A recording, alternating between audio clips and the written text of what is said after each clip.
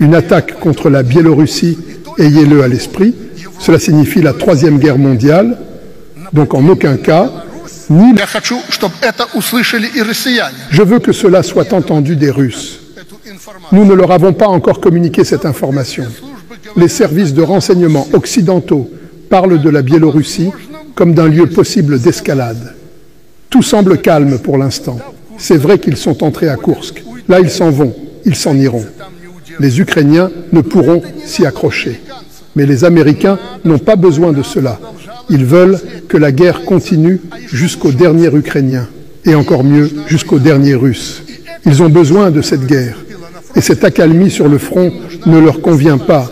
Ils ont besoin d'une escalade. C'est pour ça qu'ils parlent de la Biélorussie comme d'un lieu où la situation pourrait s'aggraver. Je veux avertir nos adversaires, nos concurrents et ceux qui ne comprennent pas encore. Ne faites pas cela.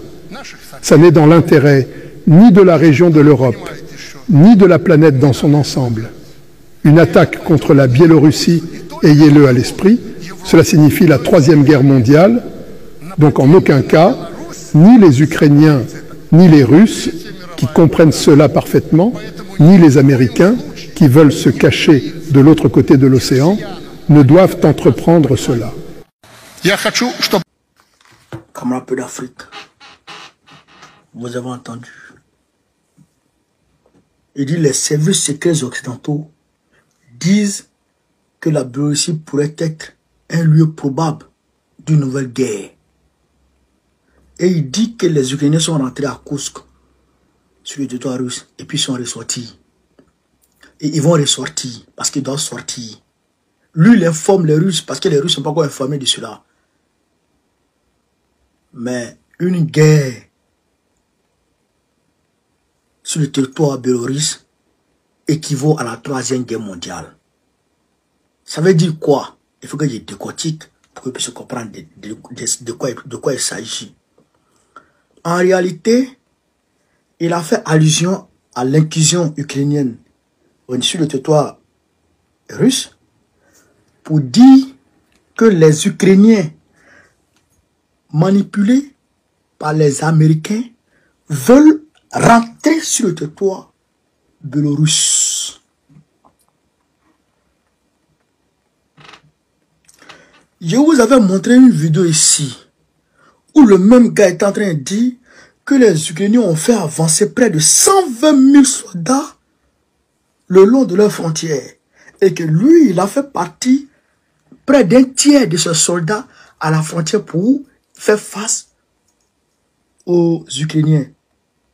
Cela voudrait dire que selon les informations qu'il détient, eh bien l'Occident est en train de demander à l'Ukraine de faire incursion sur son sol, comme ils l'ont fait sur le sol russe.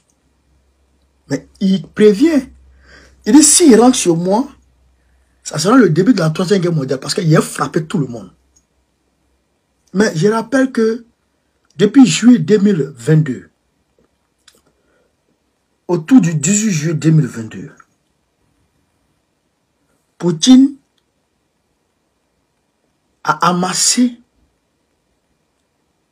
des milliers de missiles tactiques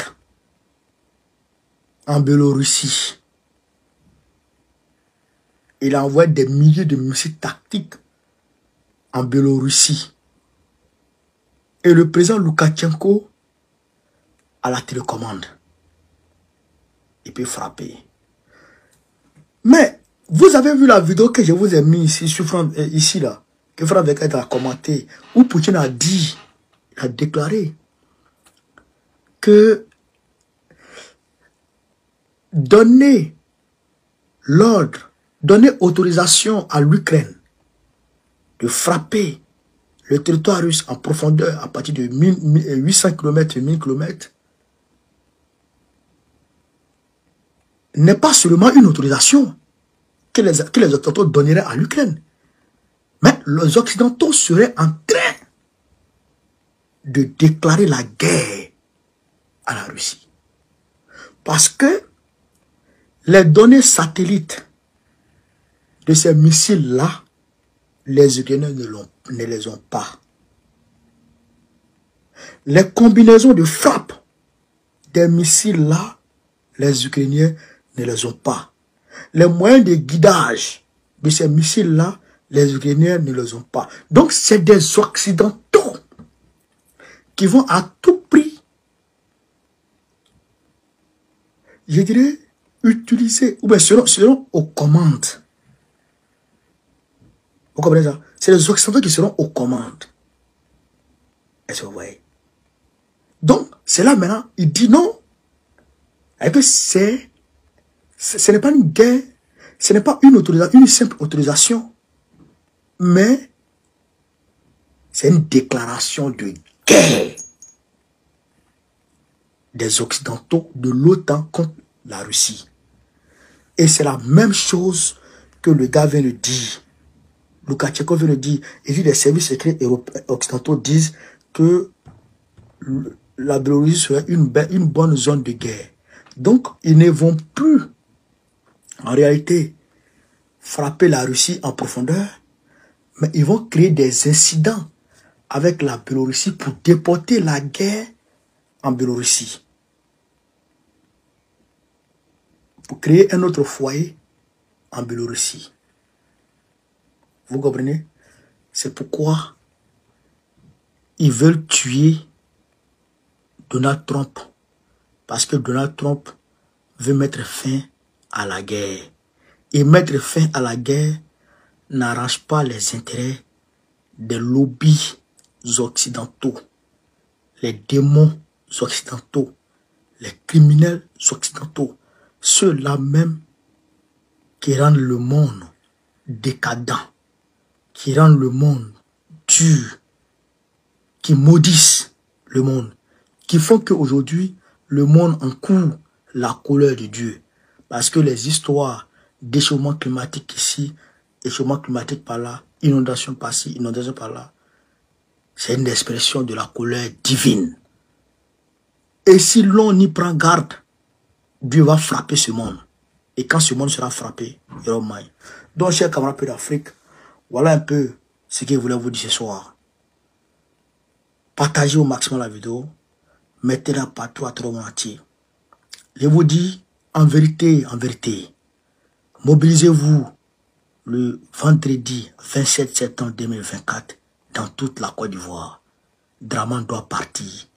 Je vous le dis et je le répète, samedi prochain, tous les Ivoiriens de France, même ceux qui ne sont pas en France, qui peuvent faire déplacement pour venir poser des questions à Cubière, au 9 avenue Foch.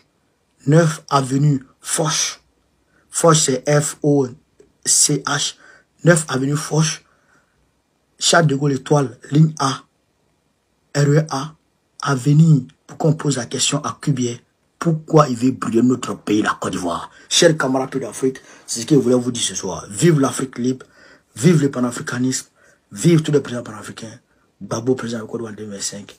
Inch'Allah.